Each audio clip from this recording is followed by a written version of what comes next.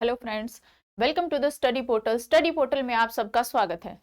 आज का हमारा टॉपिक रहेगा directive principle of state policy, यानी जो भारत के राज्य के नीति निर्देशक तत्व है भारतीय संविधान में जिनका वर्णन किया गया है आर्टिकल 35 टू 51 तक, और संविधान के भाग 4 में इनका वर्णन किया गया है। ये हमारे डीपीएसपी होते हैं।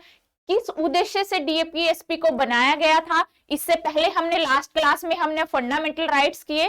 फंडामेंटल राइट्स और डीपीएसपी में क्या डिफरेंस है, फंडामेंटल राइट्स के जो उद्देश्य थे, जैसे जैसे फंडामेंटल राइट्स होते हैं वो सब हमने डिस्कस किए। आज की क्लास में हमारा डिस्कशन होगा डीपीएसपी पर, यानी कि राज्य के नीति निर्देशक तत्व पर। क्लास स्टार्ट करने से पहले फ्रेंड्स, जो भी स्टूडेंट किसी भी टीचिंग लाइन एग्जाम की प्रिपरेशन कर रहे हैं, यदि आप हमारे साथ जुड़ना चाहते हैं तो हमें अपना नेम, सिटी और एग्जाम लिखकर, जैसे ये एग्जाम्पल के लिए आपको दिखाया गया है 8447410108 पर आप हमें व्हाट्सएप कर दीजिए। इसके थ्रू आपको जो भी हमारे अपकमिंग बैचेस होते हैं या जो भी अपकमिंग वैकेंसीज होती है या फिर जो भी हमारी वीडियोस आती है और जो भी हमारी मॉक टेस्ट लाइव क्लासेस भी चलती है जो यूट्यूब पर, सभी के लिंक आपको फ्री ऑफ कॉस्ट शेयर किए जाएंगे। इसके अलावा जो भी स्टूडेंट घर बैठकर अपनी तैयारी कर रहे हैं, यदि आप चाहते हैं कि आपको कोई ऐसा स्टडी मटेरियल चाहिए जिसमें आपका कंप्लीट सिलेबस कवर किया गया हो, आपको बाहर से कहीं से कुछ पढ़ने की जरूरत ना रहे, तो आप हमारा स्टडी मटेरियल ऑर्डर कर सकते हैं। ऑल ओवर इंडिया में कोरियर सर्विस अवेलेबल है। ऑर्डर के लिए आप हमें 8447410108 पर कॉल या मैसेज कर सकते हैं। इसके अलावा जो स्टूडेंट क्लास ज्वाइन करना चाहते हैं तो आप स्टडी पोर्टल एकेडमी ऐप को आप डाउनलोड कीजिए। ऐप को डाउनलोड करने के लिंक एंड्रॉइड यूजर्स के लिए रहेगा, आईओएस यूजर्स के लिए ये लिंक रहेगा। आप जैसे ही ऐप को डाउनलोड करेंगे आपको वहां पे रिकॉर्डेड बैच का भी ऑप्शन मिलेगा और लाइव क्लासेस का भी, जो भी आपके लिए सुटेबल हो आप उसको ज्वाइन कर सकते हैं। आज का हमारा टॉपिक रहेगा राज्य के नीति निर्देशक सिद्धांत, यानी डायरेक्टिव प्रिंसिपल ऑफ स्टेट। किस उद्देश्य के लिए बनाए गए, यानी जब सरकार को ये जब भारत का संविधान बनाया जा रहा था तो जैसे ही फंडामेंटल राइट्स बनाए तो उसके बाद जरूरत पड़ी कि एक वेलफेयर स्टेट का पूर्ण रूप से निर्माण किया जाए, यानी कि सार्वजनिक जो संपूर्ण राज्य होता है, संपूर्ण कल्याणकारी, जो पूर्ण कल्याणकारी स्टेट होते हैं, पूर्ण कल्याणकारी राज्य होते हैं, उनके सिद्धांतों को ध्यान में रख के उनके लिए कि एक ऐसे राज्य की स्थापना की जाए जिसमें सभी लोगों का पूर्ण रूप से विकास किया जाए। तो भारत के नीति निर्देशक तत्वों का वर्णित किया गया संविधान के भाग 4 में, यानी कि पार्ट 4, और आर्टिकल नंबर है 36 टू 51। 36 टू 51 तक क्या है हमारे डीपीएसपी, कौन से पार्ट में है, पार्ट 4 में है। और डीपीएसपी जो है वो हमने कहां से लिए हैं, हमने लिए हैं आयरिश कॉन्स्टिट्यूशनल, मतलब कि आयरलैंड के संविधान से। जो डीपीएसपी है वो हमने लिए हैं आयरलैंड के संविधान से। बहुत बार क्वेश्चन पूछा जाता है फ्रेंड कि भारत के संविधान के कौन से पार्ट में है, 4 में, किस आर्टिकल से किस आर्टिकल तक डीपीएसपी है, 36 टू 51, एंड कौन से संविधान से हमने डीपीएसपी को लिया है, तो आपका आंसर रहेगा आयरलैंड। डीपीएसपी किस टाइप के सिद्धांत है जिन्हें न्यायालय इनको संरक्षण प्रदान करता है या नहीं, जैसे फंडामेंटल राइट्स के पीछे कानूनी शक्ति होती है, न्यायालय में उनको संरक्षण प्रदान किया जाता है, लेकिन डीपीएसपी के पीछे न्यायालय का संरक्षण नहीं होता, ये न्यायालय के द्वारा बाधित नहीं है। डीपीएसपी जो है, क्या इनकी विशेषताएं हैं, भारत के राज्य के नीति निर्देशक तत्वों की क्या विशेषता है, ये एक नोवेल फीचर्स के अंदर इनको कहा जाता है। इनको संविधान की एक नई विशिष्टता के अंतर्गत इनको जोड़ा गया। आयरिश संविधान से हमने लिया गया है, आर्टिकल नंबर हमने अभी डिस्कस किया।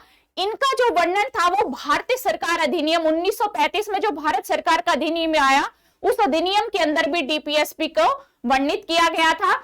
उसके बाद हमने इनको 1937 में आयरलैंड से हमने इसको बोरो किया।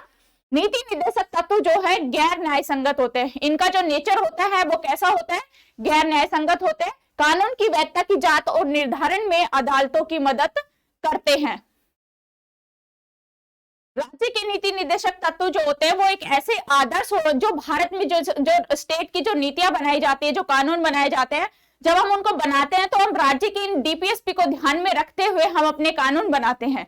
कि राज्य को किस चीज की आवश्यकता है, इनको ध्यान में रखते हुए, जैसे कि फंडामेंटल राइट्स होते हैं, जब हमारे किसी भी अधिकारों का हनन होता है तो हम कोर्ट में जा सकते हैं, लेकिन डीपीएसपी में ऐसा नहीं होता, क्योंकि इनके पीछे कानून की बाध्यता नहीं होती। लेकिन ये सरकार के द्वारा, ये एक स्टेट गवर्नमेंट के थ्रू होते हैं, तो राज्य का फर्ज होता है कि वो अपने नागरिकों के कर्तव्यों को ध्यान में रखे और अपने नागरिकों के हितों को ध्यान में रखे। जो आवश्यकता होती है, राज्य जो है इनको ध्यान में रखते हुए कानून को बनाते हैं। राज्य के नीति निदेशक तत्व जो होते हैं वो आर्थिक, सामाजिक और राजनीतिक तीनों ही तरह के कार्यों में सहायता करते हैं।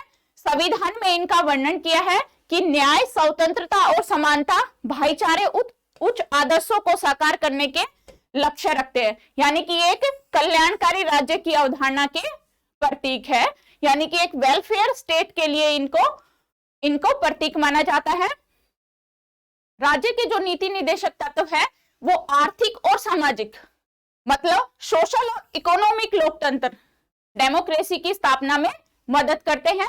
नीति निदेशक तत्व जो है वो गैर न्याय संगत है, इनके पीछे कानून की वैधता नहीं है, बट ये अदालतों में, अदालती मामलों में ये मदद करते हैं।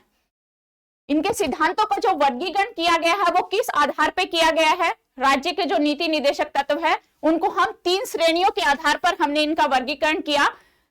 समाजवादी सिद्धांत, गांधीवादी सिद्धांत और उदार बौद्धिक सिद्धांत। इन तीनों सिद्धांतों के अंदर हमारे कौन कौन से आर्टिकल आते हैं? समाजवादी सिद्धांत कौन से आर्टिकल में है, गांधीवादी कौन से में है, उदार बौद्धिक कौन से में है? सबसे पहले हम डिस्कस करेंगे समाजवादी सिद्धांत को। 38 जो आर्टिकल है भारतीय संविधान का, अनुच्छेद 38 जो है वो हमें बताता है राज्य सामाजिक व्यवस्था में लोक कल्याण की अभिवृद्धि हेतु सामाजिक, आर्थिक और राजनीतिक न्याय को सुनिश्चित करेगा। इसके अलावा जो आय की असमानताएं हैं, यानी सबकी आय इक्वल तो नहीं हो सकती, तो जो असमानताएं हैं उसको कम करने का प्रयास करेगा। उसके लिए जो भी सुविधाएं होंगी, जो भी वो अवसर उपलब्ध करा सकते हैं, सभी की असमानताओं को कम करने के लिए सभी को बराबर के अवसर, बराबर की सुविधाएं, सबको बराबर के प्रयास, सब चीज प्रोवाइड कराने का ये एक निश्चय किया गया। संविधान के 44वें संशोधन 1978 में इसको जोड़ा गया। जो ये 38 आर्टिकल्स में जो सुविधाएं दी गई वो संविधान के 44वें कॉन्स्टिट्यूशनल अमेंडमेंट 1978 में इसमें जोड़ा गया और ये समाजवादी राज्य के नीति निदेशक सिद्धांत के अंतर्गत जोड़ा गया। अनुच्छेद 39 हमें क्या कहता है? राज्य की नीति को आजीविका के पर्याप्त साधनों को सुरक्षित करना चाहिए, सभी के बीच संसाधनों का समान वितरण करना चाहिए, यानी सभी के बीच जो भी हमारे संसाधन है उनका समान रूप से बंटवारा करना चाहिए। धन और उत्पादन के साधनों के संकेंद्रीकरण को रोकना चाहिए।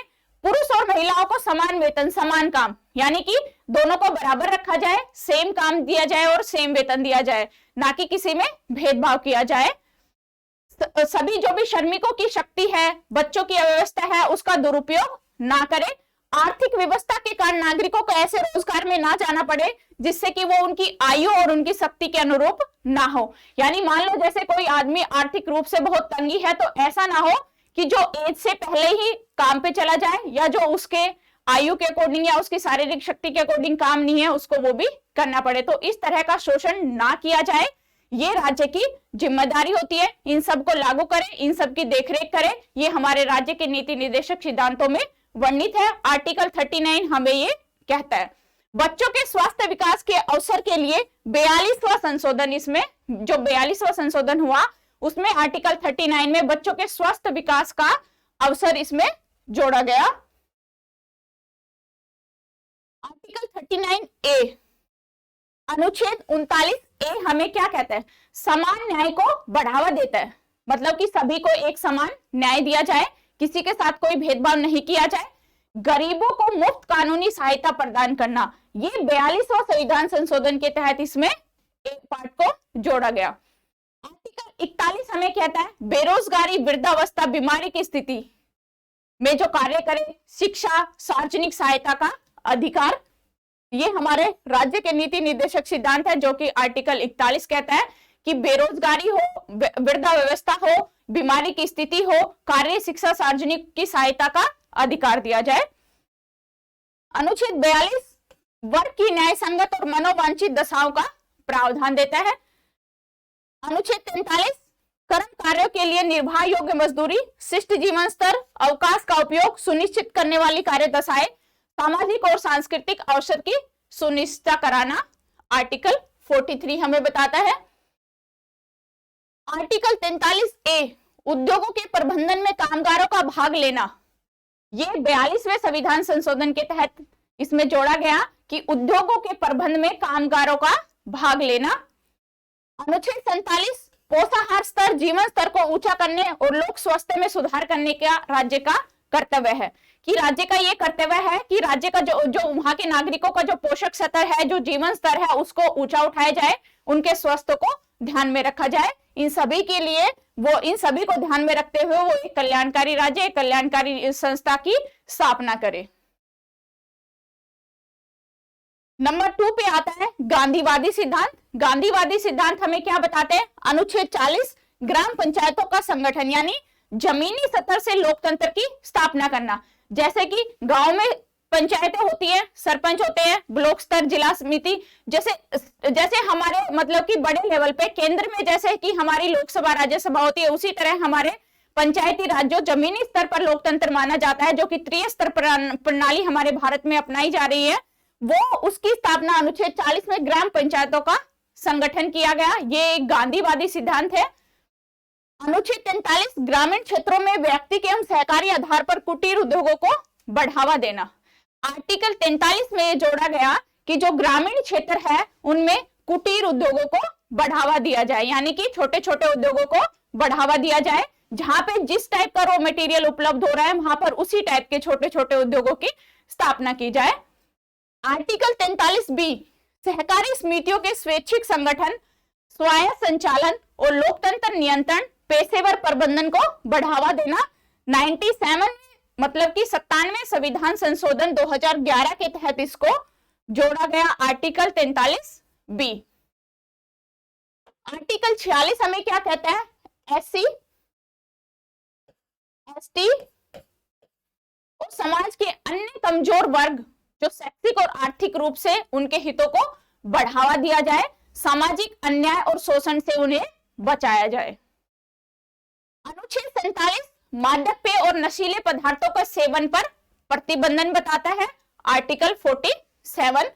आर्टिकल 48 यानी अनुच्छेद 48 गायों में बछड़ों तथा अन्य दुधारू एवं वाहक पशुओं के वध पर रोक लगाता है और उनकी नस्लों में सुधार के लिए कदम उठाए जाए, ये आर्टिकल 48 हमें बताता है।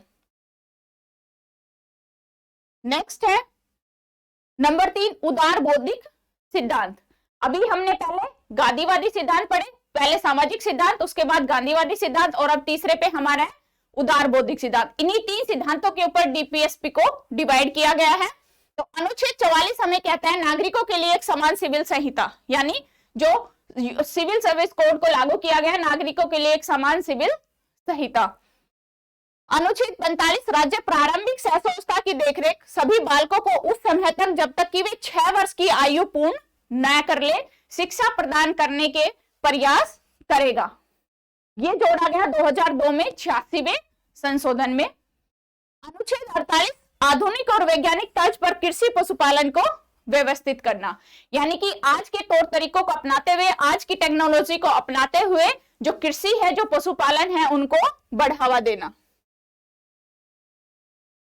अनुच्छेद 48A हमें कहता है पर्यावरण का संरक्षण, संवर्धन और वन तथा वन्य जीवों की रक्षा करना। आर्टिकल 42 42वें संविधान संशोधन 1974 में इसमें जोड़ा गया अनुच्छेद 48A में कि पर्यावरण का संरक्षण, संवर्धन, वन्य तथा जो वन्य जीवों की रक्षा करते हैं, जो वन में रहने वाले जीव है उनकी रक्षा करना, पर्यावरण की संरक्षण करना, ये हमारे 42वें संविधान संशोधन 1976 से जोड़ा गया आर्टिकल 48A में।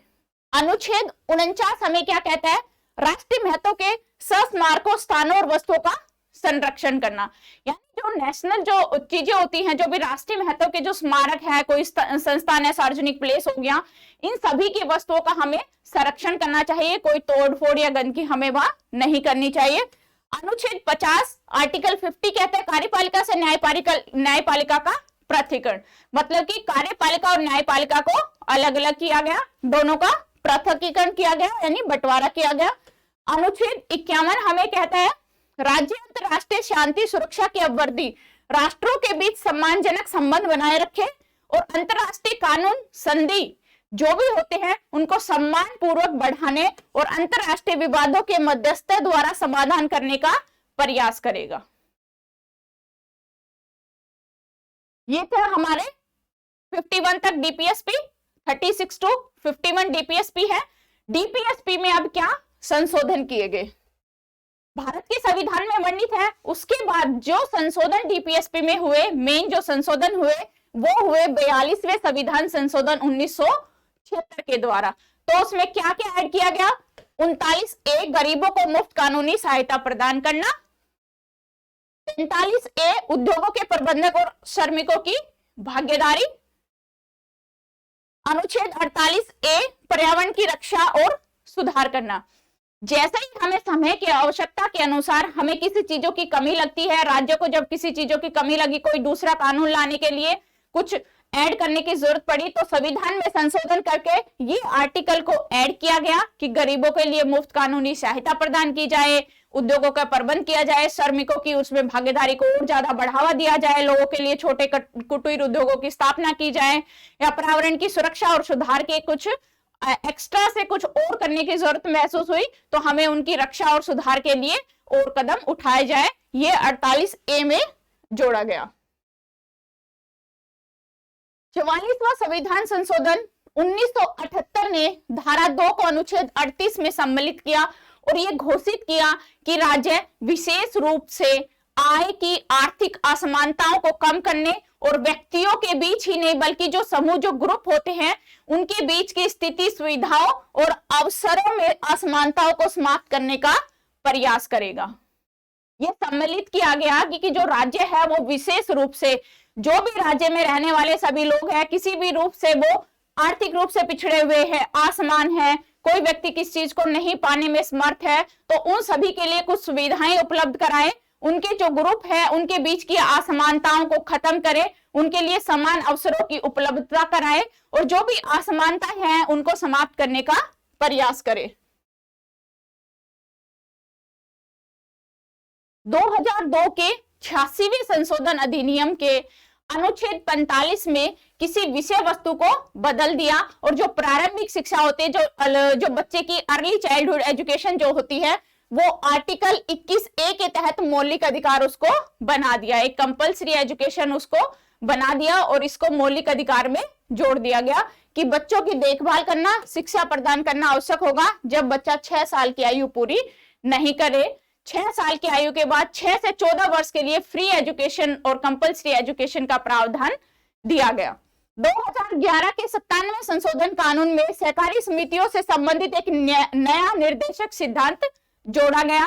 इसके लिए राज्य को स्वैच्छिक गठन, स्वायत्त कार्य, लोकतांत्रिक नियंत्रण और सहकारी समिति को पेशेवर प्रबंधन को बढ़ावा देने की आवश्यकता है, जो कि आर्टिकल 43B के तहत इसको रखा गया। अब बात करते हैं फंडामेंटल राइट्स और डीपीएसपी के बीच इस वजह से टकराव हुआ, क्या क्या इसके बीच में जो भी विषमता है उनके बारे में। चमकम दोराईराजन मामला 1951, ये मामला सर्वोच्च न्यायालय ने फैसला सुनाया कि मौलिक अधिकार और नीति निर्देशक जो सिद्धांत है उसके बीच भी संघर्ष के मामलों में मौलिक अधिकार मान्य होगा, क्योंकि जो मौलिक अधिकार है, फंडामेंटल राइट्स हैं, उनके पीछे कानून की शक्ति है, वो पॉजिटिव होते हैं और इनका जो है जो नीति निर्देशक सिद्धांत हैं, इनके पीछे कोई कानून की शक्ति नहीं है, ये राज्य या न्यायालय के द्वारा बाधित नहीं है। इनकी घोषणा की निर्देशक सिद्धांतों को मौलिक अधिकारों के अनुरूप होना चाहिए और उन्हें सहायक रूप से कार्य करना चाहिए। जब भी राज्य कोई भी नए कानून बनाता है, कोई भी नई पॉलिसी लाता है, तो जो भी राज्य के नीति निर्देशक सिद्धांत होते हैं उनको ध्यान में रखते हुए ही नए कानूनों को बनाता है, इनका उल्लंघन नहीं करता, किसी में भी इनका उल्लंघन ना हो, इनको ध्यान में रखते हुए ही नए कानूनों की स्थापना की जाती है। इसने यह भी माना कि संवैधानिक संशोधन अधिनियमों को लागू करने और संसद द्वारा मौलिक अधिकारों में संशोधन किया जा सकता है। गोलकनाथ मामला 1967, डीपीएसपी के क्रियान्वयन के लिए मूल अधिकार में संशोधन नहीं किया जा सकता। ये 1967 के गोलकनाथ मामला कहता है कि डीपीएसपी को लागू कराने के लिए संविधान के मूल अधिकारों में जो फंडामेंटल राइट्स है उनमें संशोधन नहीं किया जा सकता। 24वां संविधान संशोधन 1971, संवैधानिक संशोधन के द्वारा किसी भी मूल अधिकारों में संशोधन किया जा सकता है। अनुच्छेद 31C को यह शामिल किया गया कि नीति निर्देशक तत्वों के अनुच्छेद 39B और 39C को लागू करने हेतु बनाए गए कानून मूल अधिकारों के अनुच्छेद 14 और 19 के उल्लंघन के आधार पर चुनौती नहीं दी जा सकती। यानी जो हमारे फंडामेंटल राइट्स है 14 और 19 और 31 में उनके उल्लंघन के अनुसार उनको चुनौती नहीं दी जा सकती। डीपीएसपी को बनाने के लिए ये जो हमारे फंडामेंटल राइट्स है इनको चुनौती नहीं दी जा सकती, मतलब इनमें कोई चेंजेस नहीं किया जा सकता। इस प्रकार संसद ने संविधान संशोधन करके डीपीएसपी को दो मूल अधिकारों मतलब 14 और 19 पर ये वरीयता दी। नीति निर्देशक तत्वों को लागू करने के लिए जो बनाई गई विधि थी न्यायपालिका में चुनौती नहीं दी जा सकती है, क्योंकि डीपीएसपी को न्यायपालिका में चुनौती नहीं दी जाती है।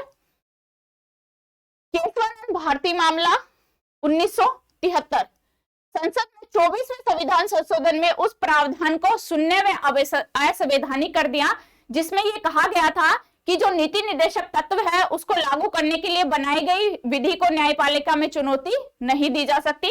न्यायिक समीक्षा संविधान की मूल संरचना का हिस्सा है।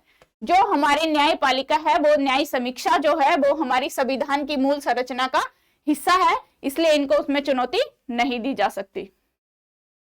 42वां संविधान संशोधन 1976, किसी भी डीपीएसपी के क्रियान्वयन के लिए कोई भी कानून शून्य नहीं होगा यदि आर्टिकल 14 और 19 का उल्लंघन करता है तो, यानी कि डीपीएसपी के क्रियान्वयन कोई भी कानून शून्य नहीं होगा यदि वह आर्टिकल 14 और 19 का उल्लंघन करता है। डीपीएसपी जो है वो 14 और 19 पर प्रधानता दी है। यह संविधान संशोधन के केशवानंद भारती मामले के निर्णय के निष्प्रभावी करने हेतु लाया गया था। मिनर्वा मिल्स मामला 1980, संविधान के 42वें संशोधन के उपरोक्त ये प्रावधान शून्य और असंवैधानिक घोषित कर दिया कि जो हमारा सुप्रीम कोर्ट है उसने इस मामले में कहा कि नीति निर्देशक तत्वों को लागू करने के लिए मूल अधिकारों को समाप्त करने की आवश्यकता नहीं है। इससे पहले के मामलों में हम पढ़ रहे थे जब अगर फंडामेंटल राइट्स और 14 और 19 का कहीं हनन होता है तो वहां पे डीपीएसपी नहीं होगा, लेकिन इसने समाप्त किया है कि उच्चतम न्यायालय ने कहा कि नीति निर्देशक तत्वों को लागू करने के लिए मूल अधिकारों को समाप्त करने की आवश्यकता नहीं है। मूल अधिकार और डीपीएसपी दोनों एक दूसरे के पूरक है। डीपीएसपी का क्रियान्वयन, कैसे इनका क्रियान्वयन हुआ? जैसे भूमि सुधार, समाज में परिवर्तन लाने, ग्रामीण जनता की जो स्थिति है उनके जीवन स्तर को सुधारने के लिए सभी राज्यों में भूमि सुधार कानून पारित किए गए, जिसमें क्या क्या जो भूमि सुधार में जो कानून पारित किए गए कि क्या क्या हमें करना चाहिए, उनों का जो मेन रूप से जो इसमें शामिल किए गए वो ये है कि जमींदारों, जागीरदारों, इनामदारों, बिचौलियों का उन्मूलन किया जाए। किराएदारी व्यवस्था में सुधार, जैसे कार्यकाल की सुरक्षा, उचित किराया आदि को शामिल किया जाए। भूमि जोत पर सीलिंग का अधिरोपण किया गया। भूमिहीन मजदूरों के बीच अधिशोषण की भूमि का वितरण किया गया। सहकारी खेती, इसको बढ़ावा दिया जाए। तो ये सब भूमि सुधार के अंतर है। उसके बाद आता है श्रम सुधार, यानी कि श्रमिक वर्ग जो होता है उनके हितों की रक्षा के लिए जो अधिनियम बनाए गए कि श्रमिकों के हितों की रक्षा में कौन कौन से अधिनियम बनाए गए।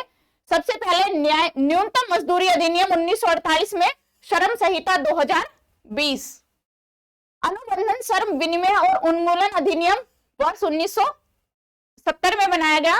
बाल श्रम निषेध और विनियमन अधिनियम 1986, 2016 में बाल किशोर एवं श्रम निषेध विनियम अधिनियम 1986 के अनुरूप इनको पुनर्निर्मित किया गया। यह है श्रम सुधार के लिए जो श्रमिकों के वर्गों के हितों की रक्षा के लिए उनमें सुधार के लिए जो अधिनियम बनाए गए। बंधुआ मजदूरी प्रणाली उन्मूलन अधिनियम 1976 में बनाया गया। खनन खनिज विकास अधिनियम 1957 में बनाया गया।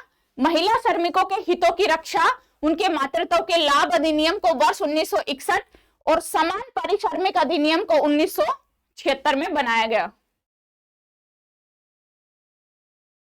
पंचायती राज व्यवस्था 73वें संविधान संशोधन के अंतर्गत 1992 के माध्यम से सरकार ने आर्टिकल 40 में वर्णित संवैधानिक दायित्व को पूरा किया। देश के लगभग सभी हिस्सों में ग्राम, ब्लॉक और जिला स्तर पर यानी त्रिस्तरीय ढांचा है हमारा, त्रिस्तरीय पंचायती राज प्रणाली की शुरुआत की।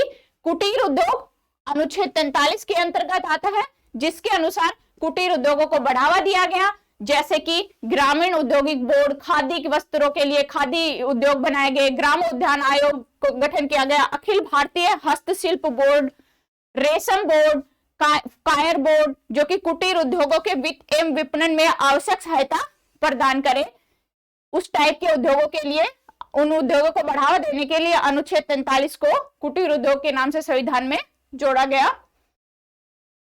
शिक्षा को बढ़ावा देने अनुच्छेद 45 प्रावधान निःशुल्क और अनिवार्य शिक्षा का प्रबंधन किया गया।